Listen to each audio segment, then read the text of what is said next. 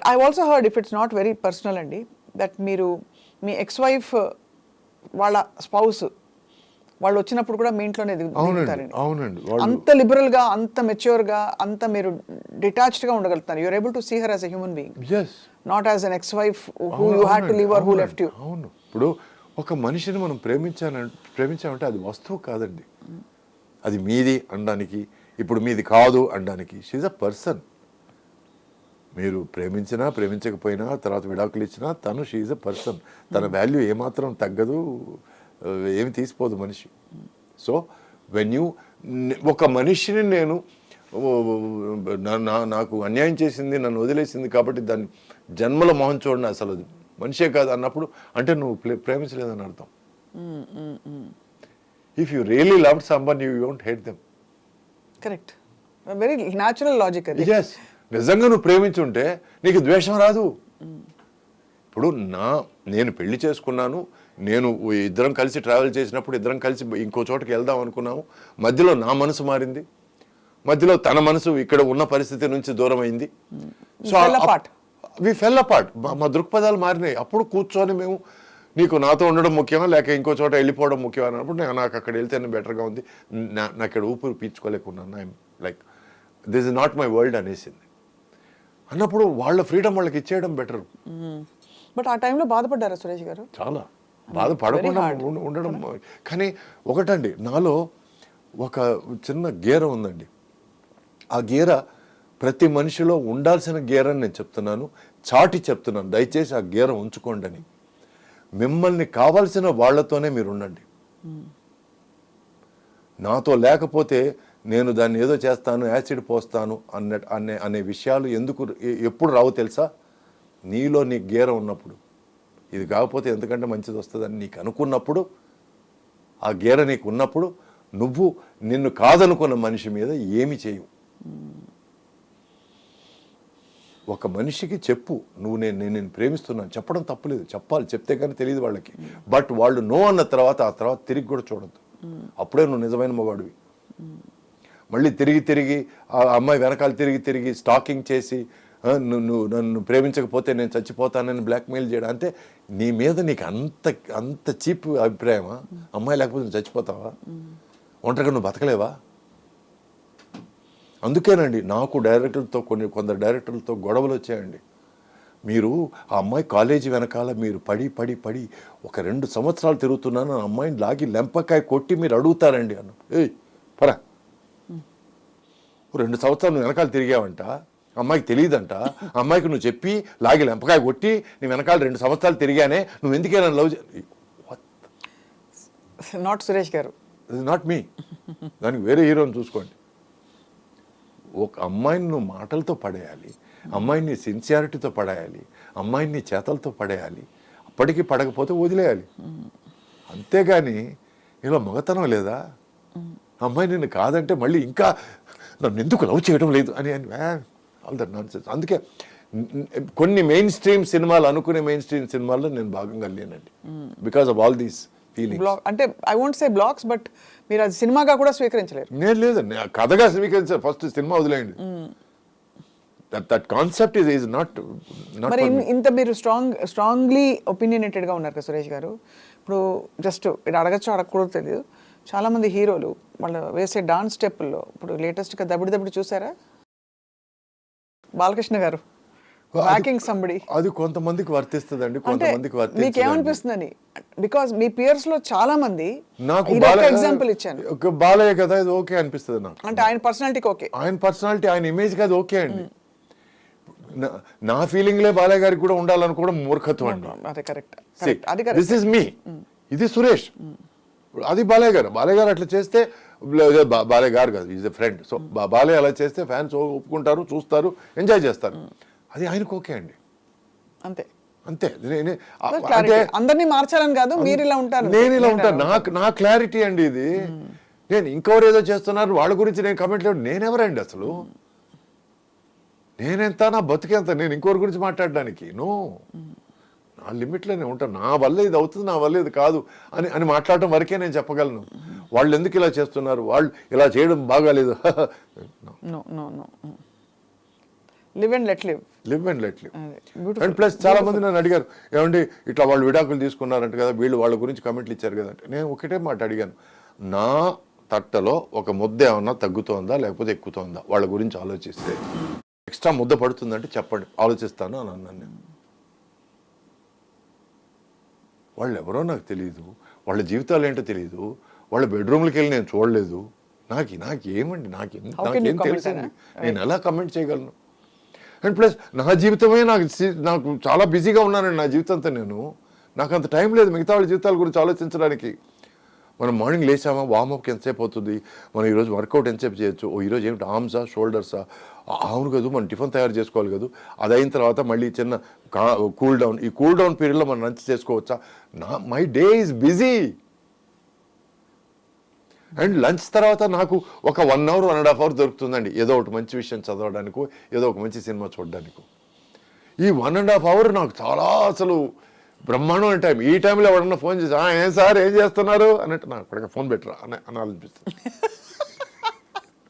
So my day is full and my mind is full. ఎవరి గురించి ఆలోచించాలని అవసరం లేదు. నేను నా బాడీ గురించి, నా ఫిజిక్ గురించి, నా కండల గురించి నేను 100% 200% time full self focused. Beautiful.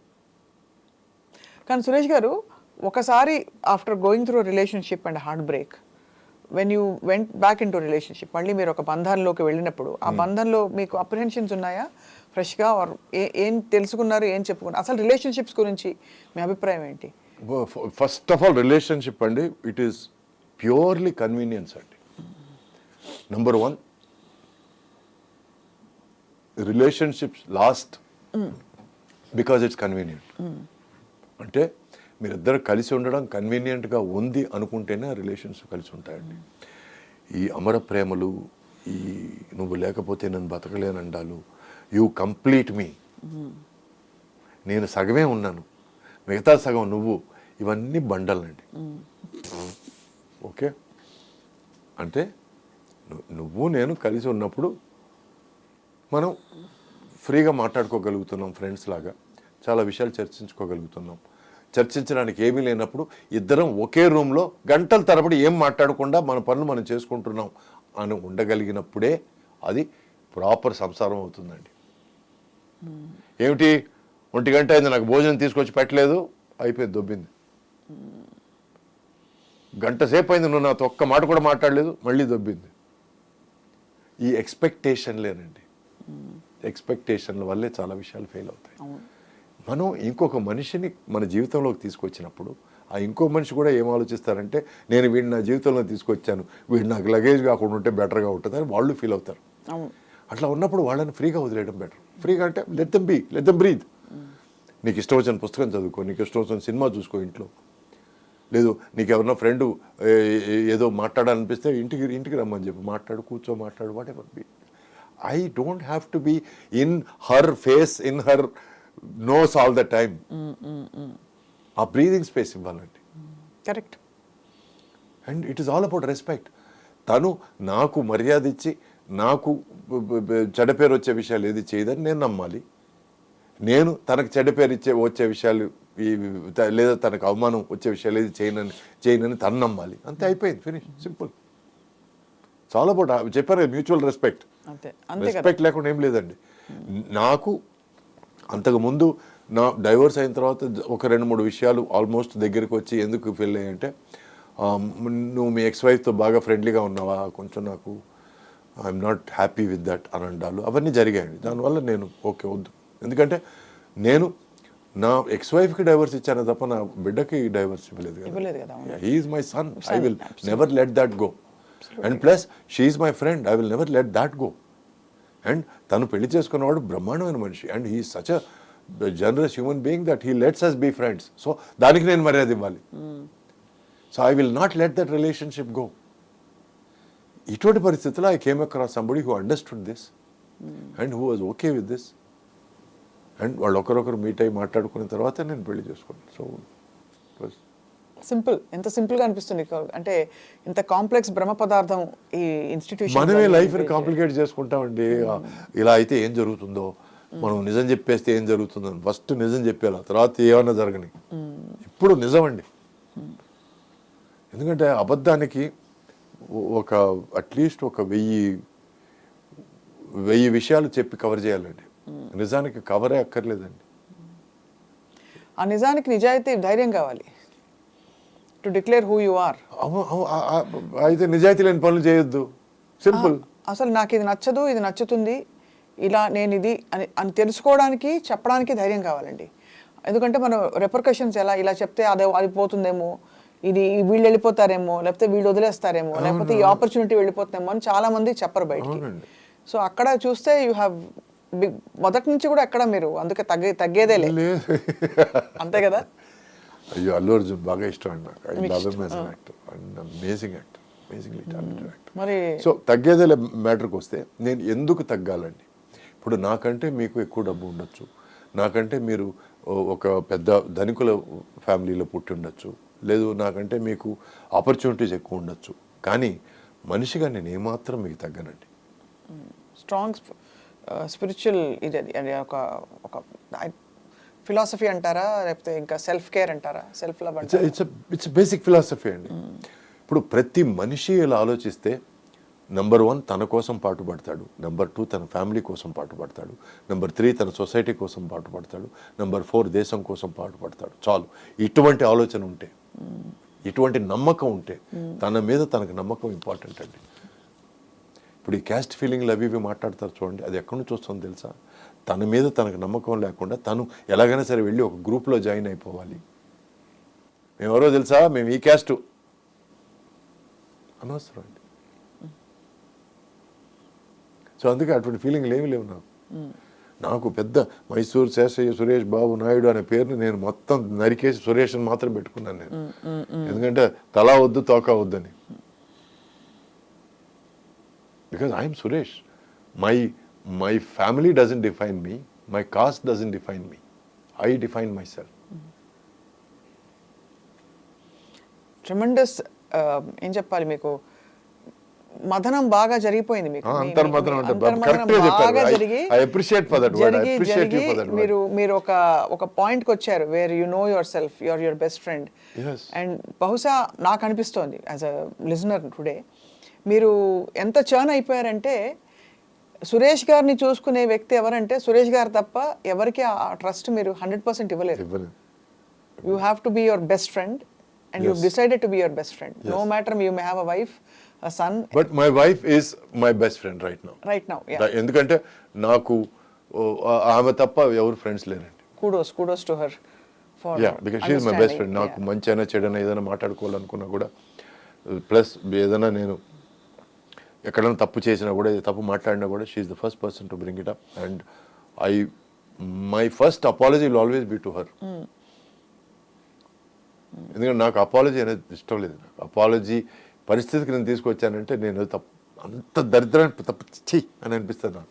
I hate apologies, I hate saying sorry. But తప్పు జరిగితే I'm the first to say sorry. You have to own up to your mistake. That is very important. So తన మేధస్సుకు నేను జోహార్లు ఎందుకు చెప్తున్నానంటే, ఈ crazy మైండ్కి sync అవడం చాలా కష్టం. అదే చెప్పాను ఇందాక, ఆవిడ నిజంగానే షీ మస్ట్ బి వెరీ, అంటే క్రేజీ అని అన్ను Suresh garu, that's not what I don't have, I'm not audacious to say that, but you are a very unique and a very, ఎలా చెప్పాలి, self focused and self aware human being. చాలా తక్కువ మందికి అది ఉంటుంది. అలా ఉన్న వాళ్ళతో ఉండడం అంటే, వాళ్ళు కూడా అదే టైప్లో ఉండకపోతే. ఈరోజు ఎలా తయారైందంటే అండి, ఒక మనిషితో మాట్లాడడానికి తూకం వేసి మాట్లాడాల్సి వస్తుందండి. ఎవరు మాట్లాడుతున్నారు. ఇప్పుడు మనం సురేష్తో 5 నిమిషాల కంటే ఎక్కువ ఖర్చు పెడితే వేస్ట్ రా అనే పరిస్థితి తయారైంది. అరే వీడు హీరో కదా, వీడి డేట్లు మనకి ఇస్తే మన లైఫ్ పండగ కదా, కొంచెం వీడితో ఎక్కువ మాట్లాడదాం. ఇవన్నీ ఉన్న పరిస్థితుల్లో నేను బాగా బిజీగా ఉన్నప్పుడు ఒక 10 సార్లు ఫోన్ చేసి 11వ సార్ మీరు చాలాసార్లు చేశారు సార్, సారీ సార్ అంటే, దానిదే ఉంది బాబు మీరు బిజీగా ఉంటారు కదా అన్న పరిస్థితి నుంచి నేను 10 సార్లు ఫోన్ చేసినా ఎత్తకపోవడం, ఆ తర్వాత వేరెవరో ఎత్తి సార్ బిజీగా ఉన్నారండి, వేరే తర్వాత మాట్లాడండి అన్నం కూడా జరిగింది. సో అందుకే చెప్పాను, చిల నేరంగళి చిల మంది. కొన్ని సందర్భాల్లో కొందరు మనుషులు ఎవరు విలన్ కాదు, ఎవరు హీరో కాదు, పరిస్థితి తగినట్టు వాళ్ళు మారుతారు. అది మనం అర్థం చేసుకోవాలి అంతే. అండ్ ఆ పరిస్థితులకు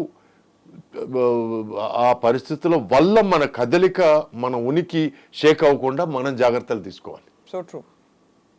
అదొక్కటే మనం చేయగలిగింది. ఈరోజు నేను నా ఒంటిని కూడా నేను మార్చుకోవడానికి కారణం ఏంటంటే, నేను ఐ అండర్స్టూడ్ మనం అనుకున్న వేషాలు రావడం లేదు. పాన్ ఇండియా ఫిల్మ్స్ వస్తున్నాయి, డిఫరెంట్ స్పాన్ ఫిల్మ్స్ వస్తున్నాయి, డిఫరెంట్ ఎక్స్పోజర్తో ఫిల్మ్స్ వస్తున్నాయి, డిఫరెంట్ కాన్సెప్ట్ ఫిల్మ్స్ వస్తున్నాయి. మనం దీంట్లో భాగంగా ఉండడానికి మనం అర్హులమా కాదా అని ఒకసారి అర్థంలో నేను మొహం చూసుకున్నానండి. అర్హుడు కాదనేది నాకు అర్థమైపోయింది. Then I decided to make the change. నేను అర్హత తెచ్చుకోవాలి. Be the change you wish to see. Yes, ఎందుకంటే చుట్టూ ఉన్న పరిస్థితులు మార్చలేము, మిమ్మల్ని మీరు మార్చుకోగలరు. విచ్ ఇస్ వై నాకెవరు నాకు ఫోన్ చేసి చెప్పలేదు 3 నెలల్లో నువ్వు వెయిట్ తగ్గితే నీకు బ్రహ్మాండమైన వేషం ఇస్తాను. నాకేం లేదు, నాకు శూన్యం. నేను ఈ ట్రావెల్ స్టార్ట్ చేసినప్పుడు శూన్యం ఏం లేదు. సో ఫస్ట్ ఆఫ్ ఆల్ మనం ఒక 1 year వరకు మనకు ప్రాబ్లం లేకుండా ఎట్లా ఉండగలం అని ఆలోచించుకున్నాను. ఆ తర్వాత 1 year మనుషులు అక్కర్లేదు, చుట్టూ జనం అక్కర్లేదు, మనం బయటికి వెళ్ళక్కర్లేదు, ఎవరు మన ఇంటికి రానక్కర్లేదు అని మెంటల్గా ఫిక్స్ అయ్యి ప్రిపేర్ అయ్యి నేను I went in to my zone. ఏమేమి చేస్తారు సురేష్ గారు? తిండం ఏమేమి మానేశారు? అంటే మార్నింగ్ వాకింగ్ చేస్తానండి. మార్నింగ్ తర్వాత వచ్చిన తర్వాత నేను I do my workout. Evening మళ్ళీ వాకింగ్ చేస్తాను. ఒకరోజు వాకింగ్ వర్కౌట్, ఒకరోజు వాకింగ్ యాబ్స్, ఒకరోజు వాకింగ్ స్ట్రెచెస్, ఒకరోజు వాకింగ్ షోల్డర్స్, ఇట్లా I do full body food I start of with orange juice సగం, పల్ప్ సగం నేనే స్క్వీజ్ చేసుకుంటాను. ఆరెంజ్ జ్యూస్ ఎంత ఇంపార్టెంటో దానికి వచ్చే పల్ప్ అంత ఇంపార్టెంట్. దాంట్లో కొంచెం జింజర్ వేస్తాను, పసుపు వేస్తాను, నిమ్మకాయ పిండుతాను. That is your best cleanser అండి, కడుపును క్లీన్ చేస్తుంది. ఆ తర్వాత I have my salad, palak stir fry చేస్తాను.